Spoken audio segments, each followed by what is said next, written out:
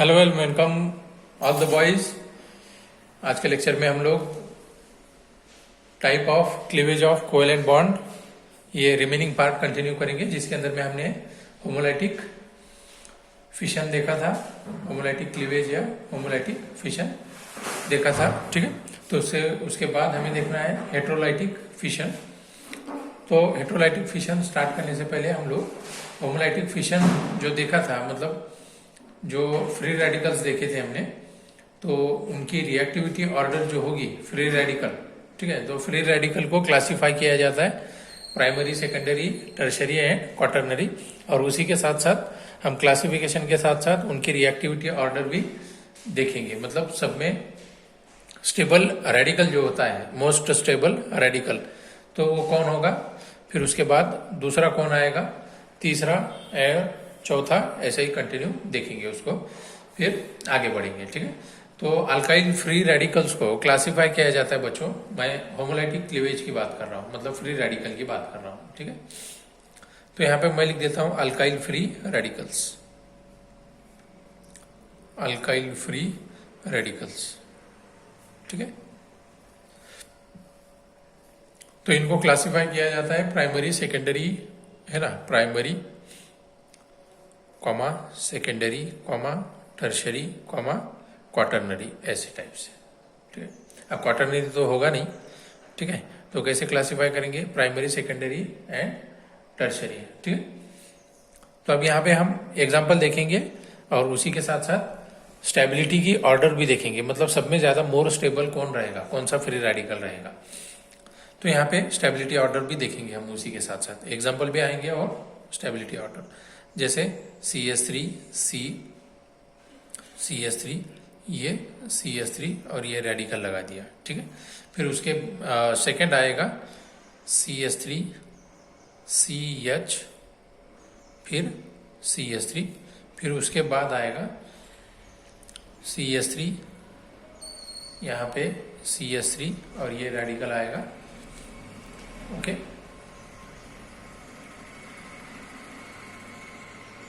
यहाँ पे ऐसे आना चाहिए। ठीक है, ये रेडिकल आ गया, फिर उसके बाद लास्ट आना चाहिए CH3, that is methyl radical. ठीक है, बात समझ में आ रही है आपको।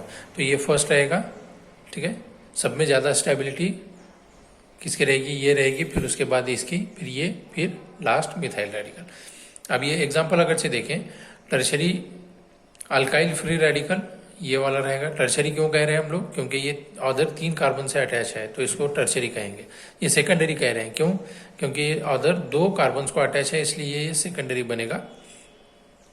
और ये कैसा बनेगा, प्राइमरी बनेगा। ये कैसा बनेगा, प्राइमरी बनेगा, क्योंकि एक ही कार्बन को अटैच है, इसलिए प्राइमरी। और ये रहेगा हमारा मिथाइल फ्री रेडिकल, है ना, मिथाइल फ्री रेडिकल। ठीक है, आ गया।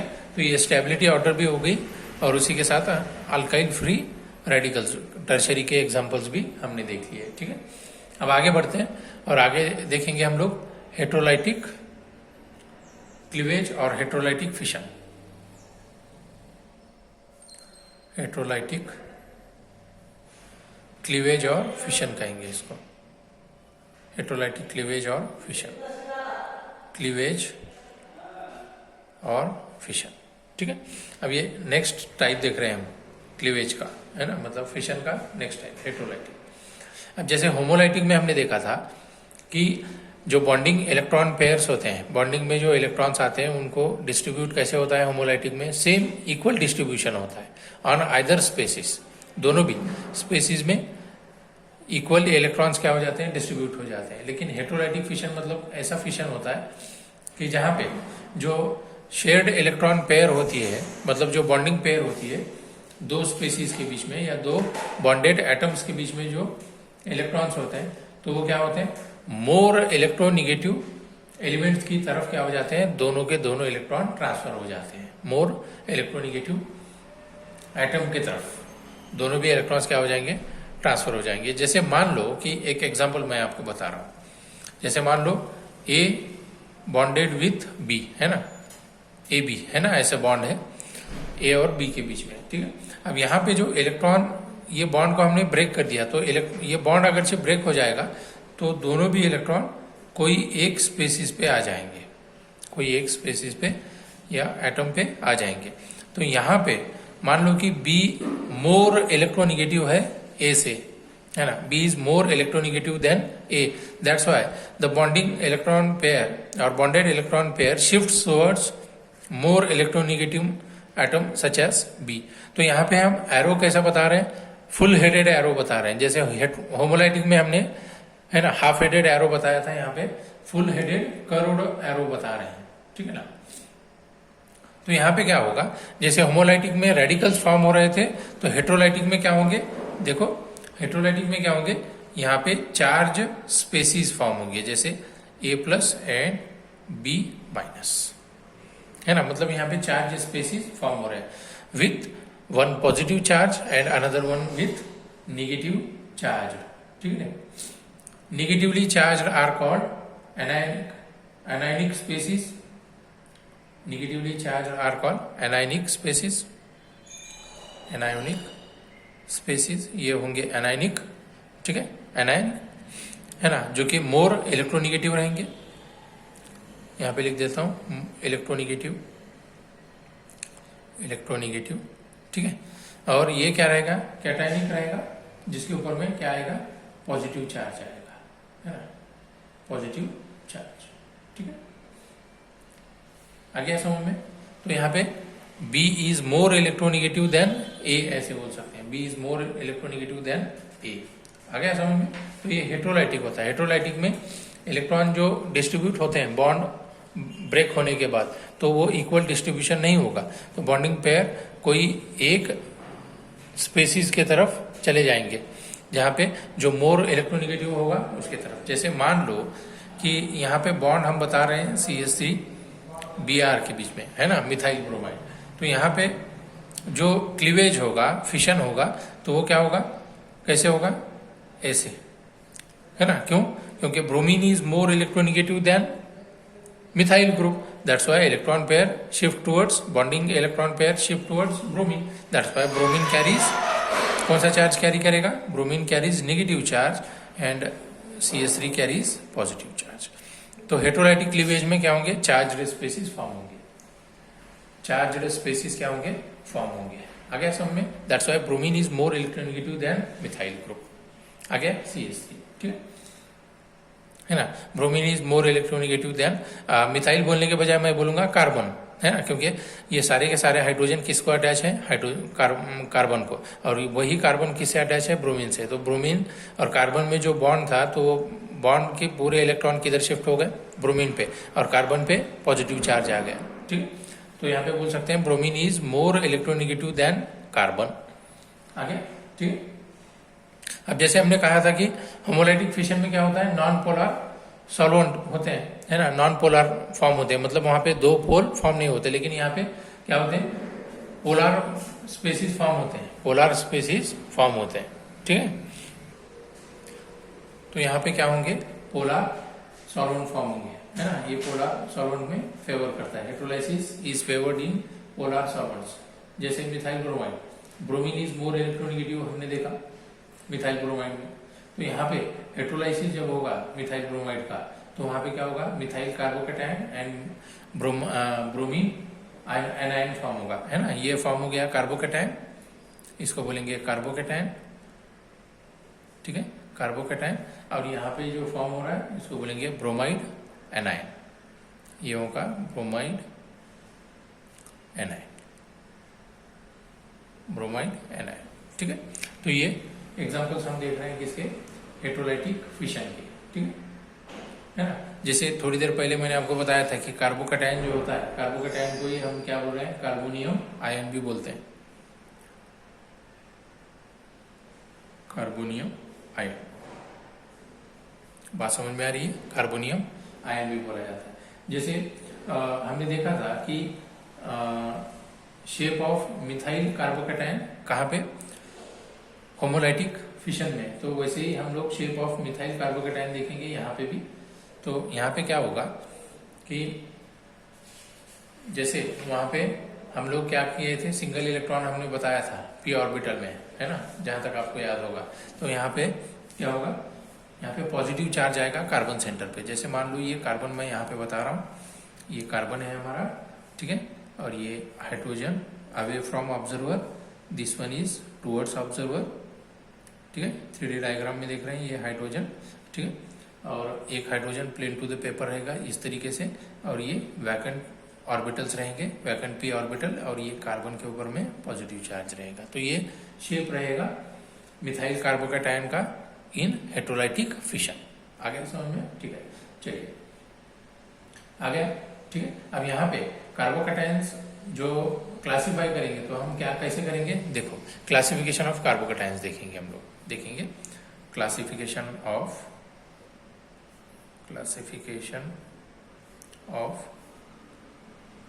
कार्बोकैटायन, क्लासिफिकेशन ऑफ कार्बोकैटायन, ठीक। तो क्लासिफिकेशन ऑफ कार्बोकैटायन क्लासिफाई किया जाता है प्राइमरी, जिसको हम ऐसे लिखते हैं प्राइमरी, ठीक है। फिर उसके बाद आएगा सेकेंडरी, 2 डिग्री, प्राइमरी को 1 डिग्री से लिखा जाता है, सेकेंडरी को 2 डिग्री से लिखते हैं सेकेंडरी। फिर उसके बाद में हम करते हैं टर्शरी, 3 डिग्री मतलब क्या रहेगा, टर्शरी रहेगा, ठीक है, ठीक है। इसको क्या लिखेंगे, टर्शरी। आ गया, ठीक है। ये प्राइमरी, सेकेंडरी है, टर्शरी कार्बोकैटायन। अब इनकी स्टेबिलिटी अगर से देखें, stability of alkyl carbocation, stability of alkyl carbocations, तो उनकी स्टेबिलिटी कैसी होगी, देखो स्टेबिलिटी में सब में स्टेबल रहेगा टर्शरी कार्बोकैटायन, जिसको मैं सिंपली ऐसे लिख सकता हूँ CH3 के 3, है ना, CH3 3 रहेंगे, और ये कार्बन उसके ऊपर पॉजिटिव चार्ज। फिर उसके बाद आएगा CH3, है ना, यहाँ पे नंबर ऑफ CH3 ग्रुप कितने रहेंगे, 2 रहेंगे।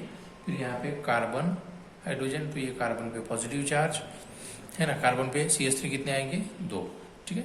फिर उसके बाद हम लगा सकते हैं CH3 CH2, ये एक रहेगा, फिर यहाँ पे पॉजिटिव चार्ज आएगा। फिर उसके बाद लास्ट आएगा मिथाइल कार्बोकैटायन, जिसकी स्टेबिलिटी सब में कम होगी, और टर्शरी का, है ना, कार्बोकैटायन की स्टेबिलिटी सब में ज़्यादा रहेगी। आ गया समझ में, ठीक है। तो हेट्रोलाइटिक फिशन क्या जनरेट करता है, कार्बेनियन, है ना, heterolytic fission generates a species called carbanion in which carbon gets shared pair of electron, है ना, कार्बेनियन। और कार्बोकैटायन और कार्बेनियन में फर्क होता है। अब कार्बोकैटायन मतलब पॉजिटिव चार्ज होगा, जैसे मैंने आपको बताया, कार्बोकैटायन मतलब क्या होगा, पॉजिटिव चार्ज होगा, है ना। और कार्बेनियन जो होता है, कार्बेनियन जिसके अंदर में कार्बन के ऊपर में चार्ज होगा, कार्बन कैरीज निगेटिव चार्ज। कौन सा चार्ज कैरी करेगा, निगेटिव चार्ज कैरी करेगा। कार्बेनियंस क्या, कौन सा चार्ज कैरी करेंगे, निगेटिव चार्ज, और कार्बोकैटायन पॉजिटिव चार्ज फॉर्म करेंगे, ठीक है। और कार्बेनियन ये कैसे होते हैं, अनस्टेबल होते हैं बच्चों। Carbanions are unstable species and reactive. Unstable होंगे तभी तो रिएक्टिव होंगे, है ना। जितनी स्टेबिलिटी ज्यादा उतना रिएक्टिविटी कम, जितनी, है ना, स्टेबिलिटी कम उतना रिएक्टिविटी ज्यादा, है ना। क्योंकि हम भी देखते हैं, हम जब तक स्टेबल नहीं होते तब तक हमारी जो मेहनत होती है, हम पढ़ाई में हो, हर एक चीज में हम क्या करते हैं, ज्यादा भागते हैं, है ना, ज्यादा मेहनत करते हैं, मतलब जिंदगी की दौड़ में लगे हुए होते हैं, जब तक हमें स्टेबिलिटी नहीं मिलती, ठीक है। अब जब स्टेबिलिटी मिलती है तो थोड़ा सा हम क्या करते हैं, थोड़ा सा हम मेहनत कम करते हैं, है ना। तो ये सारी चीजें किस लिए चल रही हैं, to gain the stability. Chemistry चल रहा है मतलब किसके ऊपर में, स्टेबिलिटी गेन करने के लिए। सारे एलिमेंट्स किस लिए, सारे रिएक्शंस किस लिए होते हैं, स्टेबिलिटी गेन करने के लिए, ठीक है, ठीक है। तो ये हेट्रोलाइटिक फिशन हमने देखा। अब हेट्रोलाइटिक फिशन पोलर सॉल्वेंट्स को फॉलो करता है ना। और ऑर्गेनिक रिएक्शन में अगर से हम देखें हेट्रोलाइटिक फिशन को, तो हेट्रोलाइटिक फिशन को ही और नाम दिए जाते हैं हेट्रोपोलर, पोलर या आयनिक रिएक्शन। उन्हीं को क्या क्या नाम दिया जाता है, हेट्रोपोलर, पोलर, और they are also called ionic reaction, ठीक है। आ गया समझ में। तो ये कुछ चीजें हमने देखी क्लीवेज में। ओके, अब आगे बढ़ते हैं और देखते हैं टाइप्स ऑफ रिएजेंट्स। आगे देखेंगे टाइप्स ऑफ रिएजेंट्स। तो अब रिएजेंट्स के बारे में हमें जानना है, तो यहाँ पे हम फर्स्ट पॉइंट देखेंगे। यहाँ पे हेडिंग लगा देते हैं types of reagents, types of reagents. ठीक है, कोई भी पोलर ऑर्गेनिक रिएक्शन है ना, क्या होगी, कोई भी पोलर ऑर्गेनिक रिएक्शन दो टाइप के रिएजेंट से बनी हुई होती है ना, दो टाइप के रिएजेंट से। एक रिएजेंट जो होगा तो वो होगा इलेक्ट्रोफाइल्स,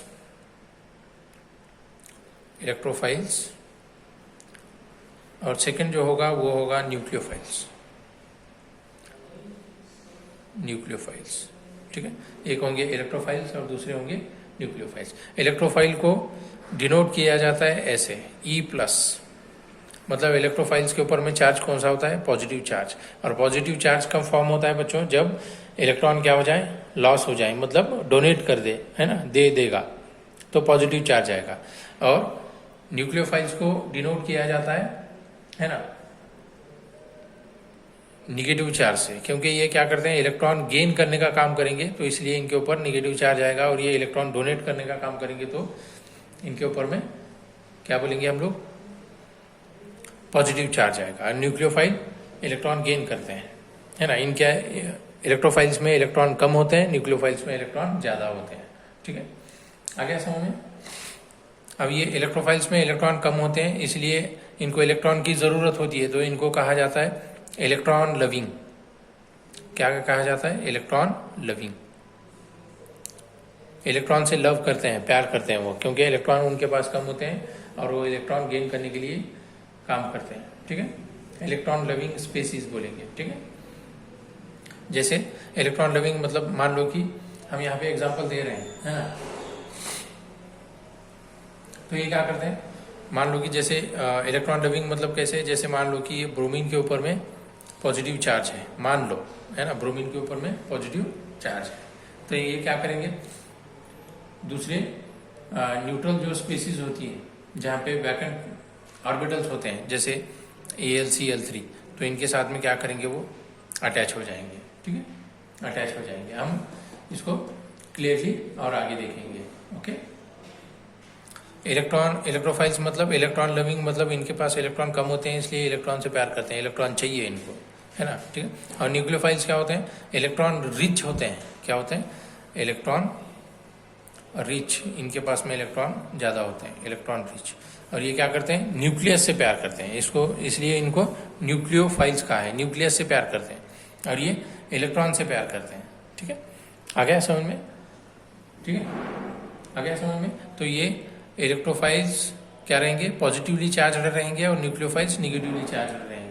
अब negatively charge in the sense कैसे, ये OH- इसके पास में, अब यहाँ पे OH या हाइड्रोक्सिल ग्रुप का अगर देखें तो यहाँ पे निगेटिव चार्ज आ रहा है, तो निगेटिव चार्ज मतलब नंबर ऑफ इलेक्ट्रॉन कितने हैं उसके पास, एक्स्ट्रा 2 हैं, है ना, 2 हैं, जो कि बॉन्डिंग में नहीं आए, वैसे ही हैं उसके पास 2 एक्स्ट्रा इलेक्ट्रॉन्स हैं, तो वो क्या रहेंगे, क्या रहेंगे, न्यूक्लियोफाइल्स रहेंगे। जैसे मान लो कि वाटर देख रहे हैं हम लोग, वाटर में भी 2 इलेक्ट्रॉन पेयर्स होते हैं ऑक्सीजन पे, है ना, तो ये भी 2 इलेक्ट्रॉन पेयर्स मतलब 4 इलेक्ट्रॉन्स फ्री रहते हैं, मतलब ये भी एग्जांपल किसका दे सकते हैं, न्यूक्लियोफाइल्स का। और इलेक्ट्रोफाइल्स का एग्जांपल क्या दिया हमने, ब्रोमीन है, AlCl3। ठीक है, तो ये लोन पेयर ऑफ इलेक्ट्रॉन मतलब क्या बताता है, निगेटिव चार्ज शो करते हैं। आ गया समझ में। ठीक है, आ गया। तो न्यूक्लियोफाइल्स ये इलेक्ट्रॉन रिच होते हैं, और इलेक्ट्रोफाइल्स ये इलेक्ट्रॉन लविंग होते हैं, मतलब इलेक्ट्रॉन डिफिशिएंट होते हैं इलेक्ट्रोफाइल्स, जिनके अंदर में इलेक्ट्रॉन कम होते हैं। आ गया समझ में। तो ये 2 टाइप के रिएजेंट्स हम देख रहे हैं। ठीक है, अब यहाँ पे हमें एक समझ में आया कि इलेक्ट्रोफाइल से इलेक्ट्रॉन डिफिशिएंट एटम्स होते हैं, तो उनको जहाँ पे इलेक्ट्रॉन डिफिशिएंट एटम होते हैं, तो जिस एटम के ऊपर में इलेक्ट्रॉन कम होते हैं तो उनको इलेक्ट्रोफिलिक सेंटर कहा जाता है। इनको क्या कहा जाता है, जहाँ पे जिस एटम पे इलेक्ट्रॉन कम होते हैं उसको इलेक्ट्रोफिलिक सेंटर कहा जाता है। है ना। और जिस एटम पे इलेक्ट्रॉन होते हैं एक्स्ट्रा इलेक्ट्रॉन, तो उनको न्यूक्लियोफिलिक सेंटर कहेंगे। इलेक्ट्रॉन डिफिशिएंट एटम है ना, इलेक्ट्रोफिलिक सेंटर, और nucleus electron rich atom nucleophilic centre कहेंगे उसको, ठीक है ना। आगे समझ में, जैसे मान लो कि यहाँ पे AlCl3 है, तो इसके अंदर में AlCl3 में Al के पास सिर्फ 6 इलेक्ट्रॉन है, तो उसको चाहिए कितने, 8 तो चाहिए ऑक्टेट कंप्लीट होने के लिए, लेकिन 6 है बराबर, तब भी वो कैसा है, स्टेबल है। लेकिन यहाँ पे 6 इलेक्ट्रॉन है, 2 इलेक्ट्रॉन और चाहिए, तो ये कैसा सेंटर होगा, इलेक्ट्रोफिलिक सेंटर होगा, इलेक्ट्रोफिलिक सेंटर होगा, ठीक है। जैसे H2O के अंदर में हम देख रहे हैं ऑक्सीजन के पास में 2 इलेक्ट्रॉन पेयर्स हैं, है ना। ऑक्सीजन एटम पे कितने हैं, 2 इलेक्ट्रॉन पेयर्स हैं, तो ये ऑक्सीजन एटम मतलब क्या रहेगा, न्यूक्लियोफिलिक सेंटर कहेंगे इसको, और ये इलेक्ट्रोफिलिक सेंटर कहेंगे। जैसे ब्रोमीन पे पॉजिटिव चार्ज है, तो ये कैसा सेंटर रहेगा, इलेक्ट्रोफिलिक सेंटर रहेगा। आ गया समझ में, ठीक है। तो ये हमने देखा टाइप्स ऑफ रिएजेंट्स। अब इसके एग्जाम्पल हम देखेंगे नीचे। एग्जाम्पल, जैसे मान लो कि कोई ऑर्गेनिक रिएक्शन अगर से हो रही है, जैसे यहाँ पे एग्जाम्पल हम लिख देते हैं NH2 नाइट्रोजन पे एक लोन पेयर इलेक्ट्रॉन होती है, ठीक है, और यहाँ पे लिख रहे हैं हम लोग BF3 है ना। तो ये इलेक्ट्रॉन पेयर, अब यहाँ पे अगर से बोरॉन अगर से देखें तो नंबर ऑफ इलेक्ट्रॉन इसके पास कितने हैं, 6। यहाँ पे नाइट्रोजन के पास 2 एक्स्ट्रा इलेक्ट्रॉन है, तो ये नाइट्रोजन क्या करेगा, इलेक्ट्रॉन पेयर BF3 के साथ शेयरिंग में लाएगा, बॉन्डिंग में लेके आएगा। तो यहाँ पे कैसे बनेगा, देखिए NH3 सिंगल बॉन्ड बन गया, और ये BF3, ठीक। तो यहाँ पे क्या हो गया, इसने इलेक्ट्रॉन दे दिए इसलिए इसके ऊपर पॉजिटिव चार्ज, और इसने इलेक्ट्रॉन ले लिए इसलिए इसके ऊपर निगेटिव चार्ज। बात समझ गया, है ना। तो यहाँ पे जो नाइट्रोजन है, तो इसको बोलेंगे न्यूक्लियोफिलिक सेंटर, और यहाँ पे बी पे, है ना, बी क्या किया उसने, कहाँ पे अटैक किया, बी पे, है ना। तो ये यहाँ पे इलेक्ट्रॉन कम थे, इसलिए इसने इलेक्ट्रॉन, नाइट्रोजन ने इलेक्ट्रॉन बी को दे दिए, है ना। तो ये रहेगा इलेक्ट्रोफिलिक सेंटर, और ये रहेगा न्यूक्लियोफिलिक सेंटर। आ गया समझ में, आ गया, ठीक है, ओके, चलिए, ओके। तो आज के लेक्चर में हम लोग यहीं पे रुकते हैं, फिर नेक्स्ट लेक्चर में हम इलेक्ट्रॉनिक इफेक्ट देखेंगे। ऑर्गेनिक रिएक्शन में कौन कौन से टाइप के इलेक्ट्रॉनिक इफेक्ट्स हम देखते हैं, ठीक है, इलेक्ट्रॉनिक इफेक्ट देखेंगे आगे।